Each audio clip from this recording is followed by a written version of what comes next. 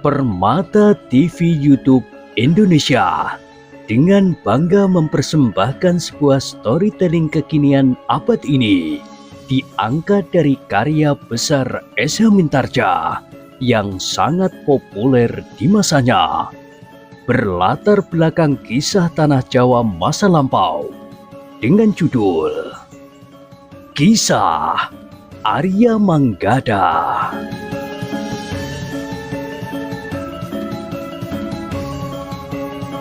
Pada kesempatan yang sangat baik ini, kita masuk pada episode yang ke-136.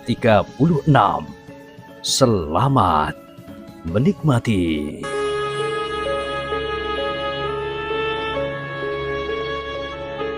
Di akhir kisah sebelumnya disebutkan, menjelang malam ketika orang itu memasuki sebuah padukuhan, bertiga mereka berniat untuk menumpang bermalam di Banjar Padukuhan itu. Tetapi ketika orang itu merasa aneh, padukuhan itu nampak sepi, pintu-pintu rumah sudah tertutup, dan gardu-gardu pun tidak terisi. Mungkin masih terlalu sore untuk berada di gardu, berkata Manggada. Mungkin, sahut Ki Pandi. Tetapi regol-regol halaman dan bahkan pintu-pintu rumah sudah tertutup rapat. Seperti padukuhan Gemawang sebelum Barak Wiro Sabet dan Suro Gentong dikuasai, berkata Laksono. Iya, sahut Manggada. Apapun yang terjadi di tempat ini, tentu ada yang tidak wajar.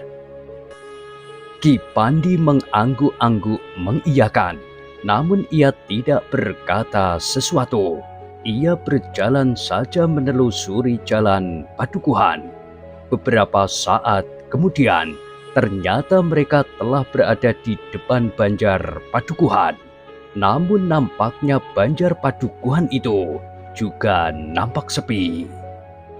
Dengan agak ragu ketika orang itu melangkah memasuki Banjar Padukuhan, mungkin mereka dapat bertemu dengan penunggu Banjar itu.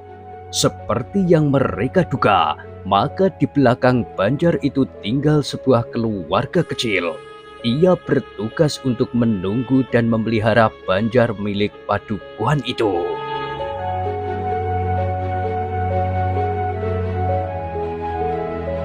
Meskipun nampak ragu-ragu, namun ketika orang itu dipersilahkan masuk ke rumahnya yang tidak begitu besar, Ki Pandilah yang minta kepada penunggu Banjar itu untuk diizinkan bermalam barang semalam saja di Banjar itu.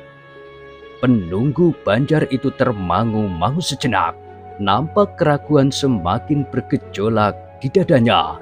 Namun agaknya penunggu Banjar itu tidak sampai hati untuk menolak permintaan ketiga orang yang minta izin untuk menginap itu. Siapakah sebenarnya kisanak bertiga ini? Bertanya penunggu Banjar itu. Kami adalah pengembara yang menyusuri jalan-jalan yang panjang, jawab Ki Pandi. Untuk apa? Jika kalian melakukan sesuatu, kalian tentu mempunyai maksud tertentu, bertanya penunggu Banjar itu. Benar kisanak, jawab Ki Pandi. Kedua kemenakanku ini ingin memperluas pengalaman hidupnya. Mereka ingin melihat tempat-tempat yang jauh yang belum pernah dilihatnya. Mereka ingin melihat tatanan kehidupan yang beraneka di tanah ini. Penunggu Banjar itu mengangguk-angguk. Dengan nada rendah ia berkata, sebenarnya kami tidak berkeberatan. Para pejalan dan barangkali juga pengembara bermalam di Banjar ini. Tetapi kalian datang pada saat yang kurang baik.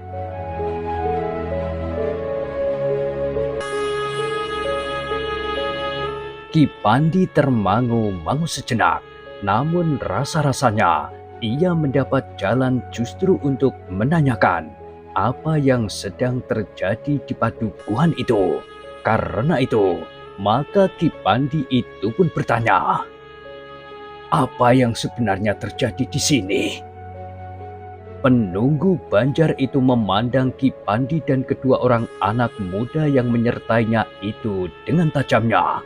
Namun orang itu pun berkata, "Siapakah nama kalian?" "Orang memanggilku Ki Pandi. Kedua kemenakanku ini adalah Manggada dan Laksono." Penunggu Banjar itu mengangguk-angguk. Sementara itu Ki Pandilah yang bertanya, "Apakah aku diperkenankan mengenal nama Kisanak?" Orang itu menarik nafas panjang. Jawabnya, "Namaku Kerto. Orang memanggilku Kerto Banjar. Karena di padukuhan ini ada 3 orang yang bernama Kerto." Ki Pandi pun mengangguk-angguk. Namun ia masih juga bertanya, "Tetapi tadi Ki Kerto mengatakan bahwa kami datang pada waktu yang kurang baik." "Iya Ki Pandi," jawab penunggu Banjar itu. "Dalam waktu terakhir ini, padukuhan kami sedang dibayangi oleh ancaman yang mencemaskan seisi padukuhan." "Apa yang telah terjadi?" "Di padukuhan ini tinggal seorang yang sangat disegani oleh para penghuni padukuhan ini. Ia seorang yang sangat baik.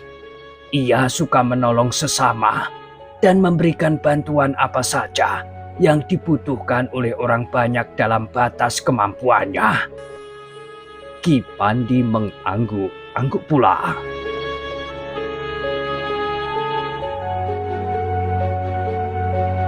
Namun pada hari-hari terakhir ini, seorang berkuda telah mencarinya, seorang yang tidak dikenal. Orang itu melanjutkan, "Ia bertanya kepada orang-orang padukuhan ini, di mana orang yang baik itu tinggal. Orang-orang padukuhan ini yang tidak tahu maksudnya telah menunjukkan tempat tinggal orang yang dicarinya. Tetapi akhirnya kami mengetahui bahwa orang yang mencarinya itu tidak berniat baik." "Apa yang akan dilakukannya?" bertanya Ki Pandi. "Orang berkuda itu menantang untuk berperang tanding," jawab Ki Kerto Banjar. "Apa yang ia kehendaki?" bertanya Ki Pandi. "Kami tidak mengetahuinya. Orang yang kami anggap orang baik dan disegani seisi padukuhan ini pun tidak mau mengatakannya. Persoalan apakah yang membuat orang berkuda itu menantangnya untuk berperang tanding?" "Apakah keduanya masih terhitung muda, separuh baya, atau justru sudah memasuki usia tua?" bertanya Ki Pandi kemudian. "Mereka sudah menjelang masa-masa tua. Orang yang dihormati di padukuhan ini pun sudah memasuki hari tuanya. Rambutnya sudah mulai memutih. Demikian pula janggut dan kumisnya."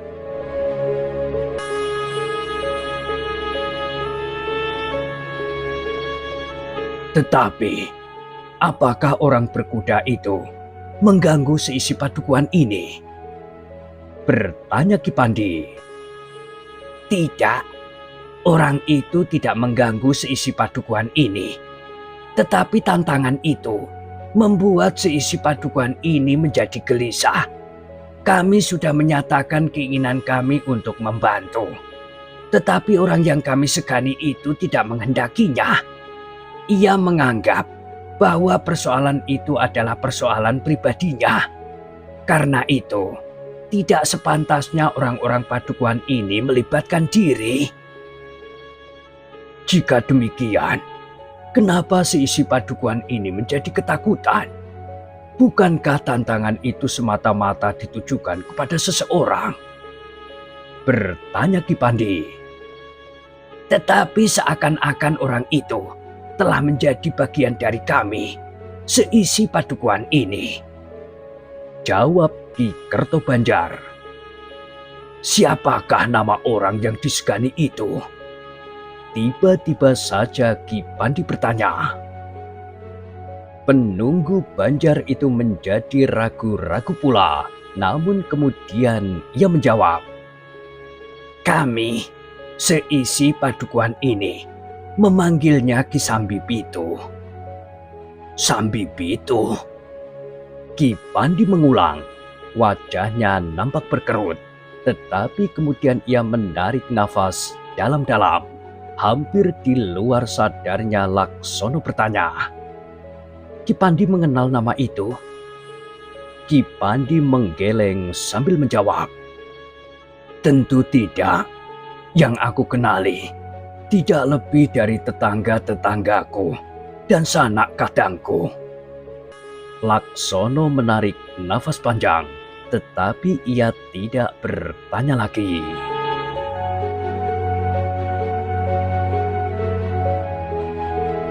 Ki Pandilah yang kemudian berkata, Ki Kerto, menurut pendapatku, orang-orang padukuhan ini tidak usah merasa ketakutan. Agaknya ancaman itu semata-mata hanya ditujukan kepada Ki Sambipitu saja. Kami tidak dapat memisahkan diri kami dari orang tua itu, jawab Ki Kertobanjar. Seandainya orang-orang padukuhan ini sudah siap membantu, kenapa mereka menjadi ketakutan? Bertanya Ki Pandi. Kisanak, berkata Ki Kertobanjar, bukankah wajar jika terjadi benturan kekerasan, maka akan timbul ketakutan? Bahkan orang-orang padukuhan ini, terutama perempuan dan anak-anak, sudah menjadi ketakutan sejak beberapa hari yang lalu. Ki Pandi mengangguk-angguk. Katanya, tetapi bukankah kehadiran kami tidak menambah kegelisahan yang terjadi di padukuhan ini? Tidak Ki Pandi, jawab Ki Kertobanjar. Jika kalian hanya ingin bermalam di sini, silahkan. Tetapi jika kalian mendengar derap kaki kuda itu, kalian jangan terkejut. Apakah orang berkuda itu seringkali datang? Bertanya Ki Pandi. Iya, tiba-tiba saja kami mendengar derap kaki kuda menjelang tengah malam. Kuda itu berputar-putar di jalan-jalan padukuhan. Namun kemudian derap kaki kuda itu pun menghilang. Setiap malam? Bertanya Manggada. Tidak, jawab Ki Kertobanjar. Tetapi seringkali. Manggada mengangguk-angguk, tetapi ia tidak bertanya lagi.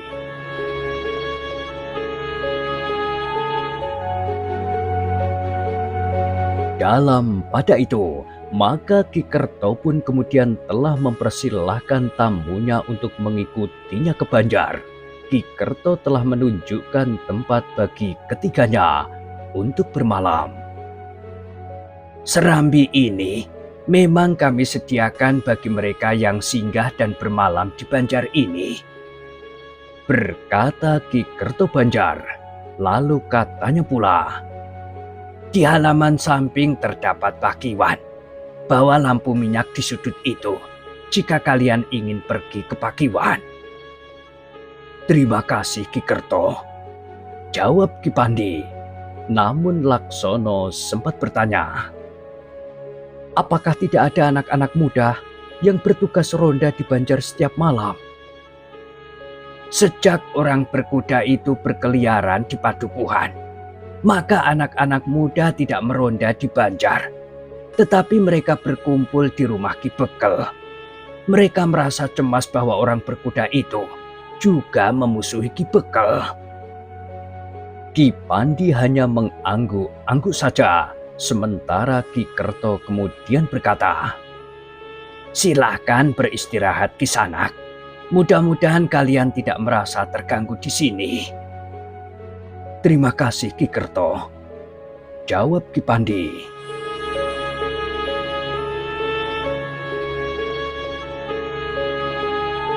Ki Kerto pun kemudian meninggalkan ketika orang itu diserambi banjar yang disekat dengan dinding bambu. Di serambi itu terdapat sebuah amben yang agak besar, diterangi sebuah lampu minyak yang berkerdipan. Sepeninggal Ki Kerto, maka mereka bertiga pun bergantian pergi ke Pakiwan. Baru kemudian mereka duduk berbincang-bincang sebelum mereka membaringkan tubuh mereka di amben yang agak besar itu. Tetapi sebelum mereka sempat berbaring, Ki Kerto telah datang lagi sambil membawa minuman hangat serta nasi beras gogo yang kemerah-merahan. "Marilah Kisanak, nasinya sudah dingin, tetapi sayurnya sudah dipanasi. Silahkan minum dan makan seadanya." "Kami sangat berterima kasih Ki Kerto. Kami telah membuat Ki Kerto dan keluarga Ki Kerto menjadi sibuk." "Bukankah itu sudah merupakan tugas kami?" sahut Ki Kerto. Ki Pandi, Manggada dan Laksono tidak ingin mengecewakan kebaikan hati Ki Kerto. Karena itu, maka mereka pun telah minum dan makan hidangan itu. "Bukan sekedar agar tidak mengecewakan mereka," desis Laksono, "tetapi aku memang merasa lapar." Manggada tersenyum. Katanya, "Aku sudah menduga melihat caramu makan." "Apakah kau tidak lapar?" bertanya Laksono. Manggada tertawa sambil berpaling kepada Ki Pandi. Demikian mereka selesai makan serta membenahinya dan membawa mangkuk yang kotor ke rumah Ki Kerto. Maka mereka telah duduk di tangga banjar padukuhan itu. Udara memang terasa lebih sejuk di luar daripada di serambi yang disekat dengan dinding bambu itu.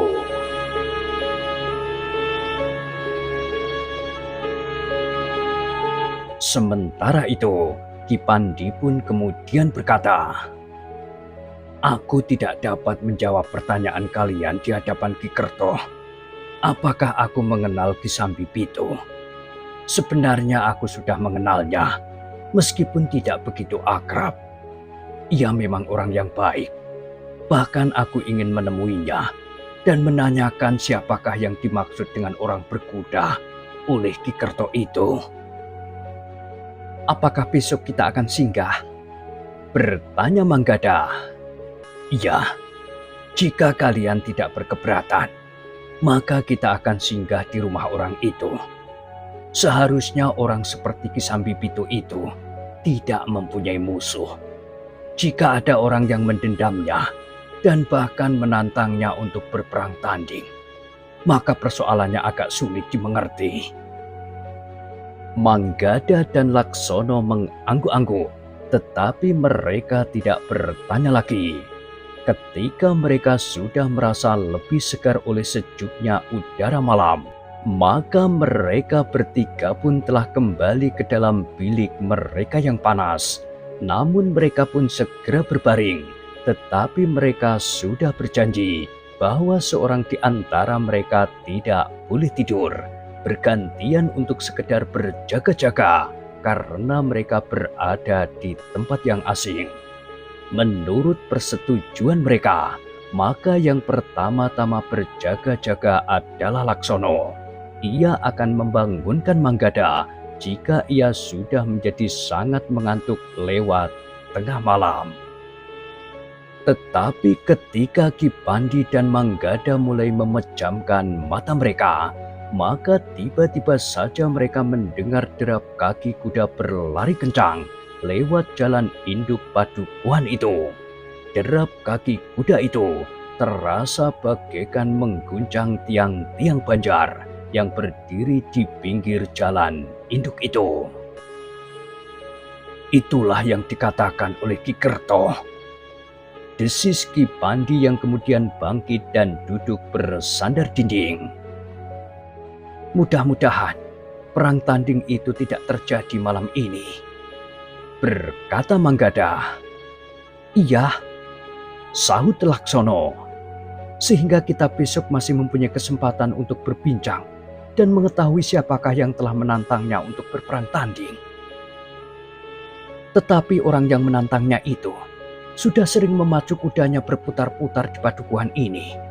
Namun perang tanding itu masih juga belum terjadi. Desis Manggada. Ki Pandi mengangguk-angguk, tetapi ia justru menjadi gelisah. Tiba-tiba saja ia berkata, "Biarlah kalian tinggal di sini. Aku akan melihat apa yang terjadi." "Apakah Ki Pandi akan pergi ke rumah orang itu?" bertanya Manggada. "Iya," jawab Ki Pandi. "Tetapi aku tidak akan menemuinya sekarang." "Apakah Ki Pandi sudah mengetahui letak rumahnya?" bertanya Laksono. "Belum," jawab Ki Pandi. "Tetapi biarlah aku mencarinya. Kita tahu arah derap kaki kuda yang lewat tadi. Jika kuda itu berderap lagi lewat jalan ini, maka suara derap kakinya akan dapat aku pergunakan sebagai ancer-ancer untuk menemukan rumahnya yang agaknya juga berada di tempat yang mudah diketemukan." Manggada dan Laksono mengangguk-angguk mengiyakan. Mereka menyadari bahwa sebaiknya mereka memang tinggal di Banjar, karena jika terjadi sesuatu mereka tidak justru menjadi beban Ki Pandi.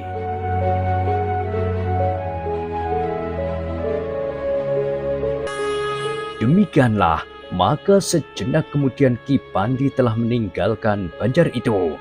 Dengan diam-diam, ia menyelinap keluar dari halaman dan berjalan di kegelapan. Ki Pandi tahu bahwa seperti di Banjar, maka gardu-gardu perondan pun menjadi sepi. Tetapi justru karena itu, tidak seorang pun yang dapat ditanya di mana rumah Ki Sambi Pitu. Bahkan seandainya ada beberapa orang di gardu, pertanyaan tentang letak rumah Ki Sambi Pitu akan dapat menimbulkan persoalan. Ki Pandi tertarik ketika ia mendengar lagi derap kaki kuda. Ternyata sejenak kemudian, maka derap kaki kuda di malam yang sepi itu justru melingkar sehingga kuda itu seakan-akan ingin menyusul perjalanan Ki Pandi. Dengan cepat Ki Pandi berusaha untuk meloncati dinding halaman yang tidak terlalu tinggi, sehingga demikian kuda itu lewat, maka Ki Pandi sudah berada di balik dinding. Namun demikian kuda itu berderap, maka Ki Pandi pun dengan cepat telah meloncat turun kembali di jalan dan berlari menyusul derap kaki kuda itu. Tetapi Ki Pandi tidak perlu berlari terlalu jauh. Ia memperlambat larinya ketika ia menyadari bahwa kuda itu sudah berhenti beberapa puluh langkah saja di hadapannya. Ki Pandi menyadari bahwa ia harus sangat berhati-hati. Orang berkuda yang sudah berani menantang Ki Sambi Pitu itu tentu orang yang berilmu sangat tinggi. Karena itu, maka Ki Pandi pun kemudian telah meloncat pula ke halaman samping. Ia merasa lebih aman untuk mendekati orang berkuda itu lewat halaman, menyusup di antara beberapa batang pepohonan daripada lewat jalan yang terbuka. Ki Pandi berhenti di halaman sebelah dengan sangat berhati-hati. Ia memperhatikan seseorang yang berdiri di sebuah halaman yang tidak begitu luas, yang ditanami beberapa batang pohon bunga ceplok piring dan bunga soka. Baunya semerbak di malam hari. Dari tempatnya bersembunyi, Ki Pandi mendengar orang yang berdiri di halaman itu berkata keras-keras tanpa ragu bahwa suaranya itu dapat didengar oleh tetangga Ki Sambi Pitu. "Hei, dengar Ki Sambi Pitu, aku memperingatkanmu. 2 malam lagi, aku menunggumu di Bulak Parapat. Kita akan membuat perhitungan sampai tuntas. Hutangmu harus kau bayar bersama bunganya sekali." Ki Pandi menarik nafas dalam-dalam. Agaknya dendam membara di hati orang yang menantang Ki Sambi Pitu itu. Dengan jantung yang berdebaran, Ki Pandi melihat dari halaman sebelah. Pintu rumah itu terbuka. Sesosok tubuh melangkah keluar dan berdiri di tangga sambil menjawab. Kau selalu menggangguku, Ki Lemah Teles. Sudah aku katakan bahwa 2 malam lagi aku akan pergi ke Bulak Parapat. Aku terima tantanganmu, meskipun aku tidak pernah mengakui mempunyai hutang apapun kepadamu. Jangan mengikau. Banyak orang yang tidak mengakui hutangnya kepada orang lain atau sengaja melupakannya. Tetapi orang yang mempunyai piutang tentu bersikap lain. Terserah apa saja alasanmu. Aku tahu semua itu sekedar kau pergunakan untuk memancing perang tanding.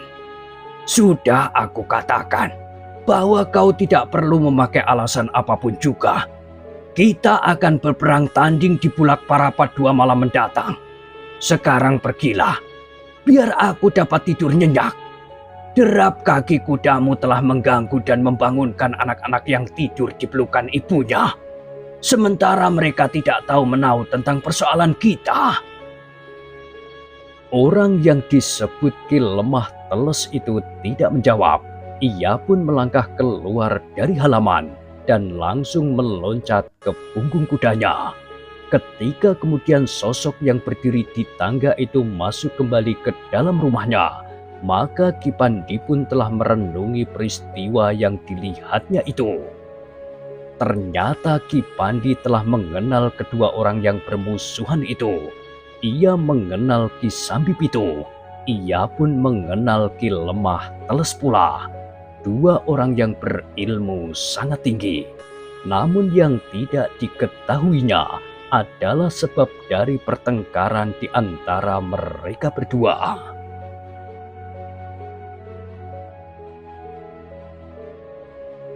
Tetapi Ki Pandi itu pun segera menyadari dirinya bahwa ia berada di halaman orang. Karena itu maka ia pun segera beringsut meninggalkan tempat itu. Ki Pandi itu menarik nafas dalam-dalam ketika ia mendengar derap kaki kuda itu lagi. Ternyata Ki Lemah Teles tidak segera pergi dari padukuhan itu. Tetapi kudanya masih saja berlari-larian, berputar-putar di jalan-jalan padukuhan. Orang aneh, desis Ki Pandi. Karena itu, maka Ki Pandi itu pun berjalan dengan hati-hati. Ia harus memasang telinganya agar ia tidak dengan tiba-tiba saja bertemu, berpapasan di simpang 3 atau simpang 4 atau didahului oleh orang berkuda itu. Ketika Ki Pandi kemudian telah berada di Banjar lagi dan duduk di amben yang agak besar itu bersama Manggada dan Laksono, maka ia pun telah menceritakan apa yang telah dilihatnya. Bagaimana menurut pendapat Ki Pandi? Bertanya Manggada. Apa yang dimaksud dengan hutang Ki Sambi Pitu kepada Ki Lemah Teles itu? Ki Pandi menggeleng. Katanya, aku tidak tahu. Tetapi menurut Ki Sambi Pitu, agaknya Ki Lemah Teles sekedar mencari persoalan untuk menantangnya berperang tanding.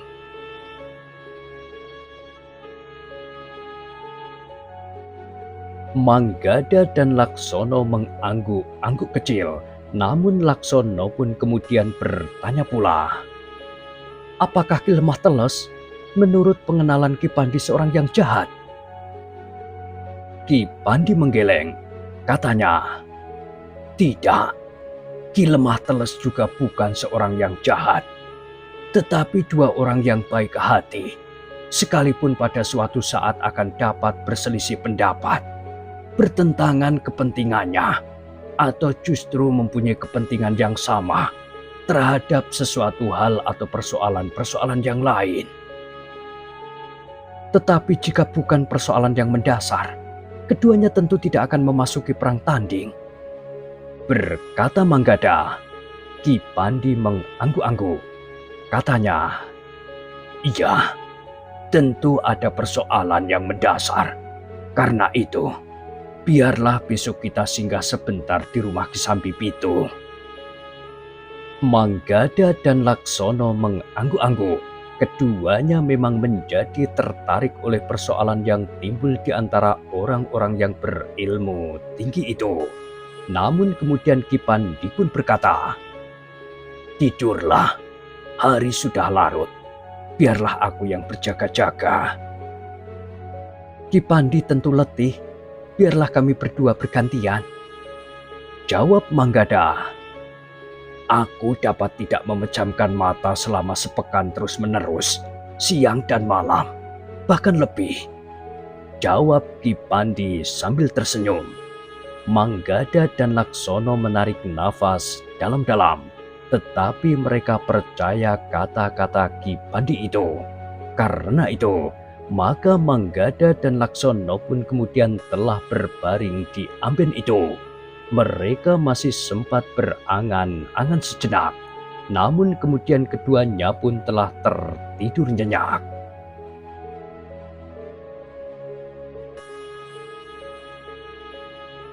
Pagi-pagi sekali ketika orang itu sudah bangun, mereka segera mengisi jambangan untuk mandi bergantian. Sebelum matahari terbit, ketiganya sudah siap untuk melanjutkan perjalanan. Tetapi ketika mereka minta diri, Ki Kertobanjar telah mempersilahkan mereka minum minuman hangat. Rebus ketela yang masih mengepulkan asap. Baunya menyentuh hidung Manggada dan Laksono. Keduanya sempat berpandangan dan menahan senyum di bibir mereka. Baru setelah mereka bertiga minum dan makan ketela rebus itu, maka mereka telah dilepas oleh Ki Kertobanjar untuk melanjutkan perjalanan. Tetapi ketika orang itu sama sekali tidak mengatakan bahwa mereka ingin singgah di rumah Ki Sambi Pitu. Ketiga orang itu pun kemudian melangkah meninggalkan Banjar Padukuhan. Matahari yang terbit memancarkan sinarnya yang cerah. 1-2 titik embun masih bergayutan di ujung dedaunan yang merunduk. Manggada dan Laksono berjalan di belakang Ki Pandi yang melangkah berbongkok-bongkok. Burung-burung yang berkicau membuat suasana pagi menjadi gembira. Orang-orang Padukuhan itu yang sudah mulai turun ke jalan-jalan melihat ketika orang itu dengan dahi berkerut. Mereka yang akan pergi ke pasar atau pergi ke sawah menganggap Ki Pandi, Manggada dan Laksono sebagai orang-orang asing. Namun ada di antara mereka yang memang menduga bahwa ketiganya adalah pejalan yang telah menginap di Banjar Padukuhan mereka.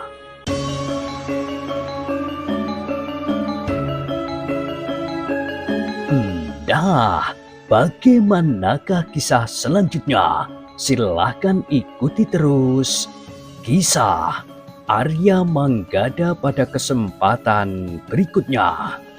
Sampai jumpa.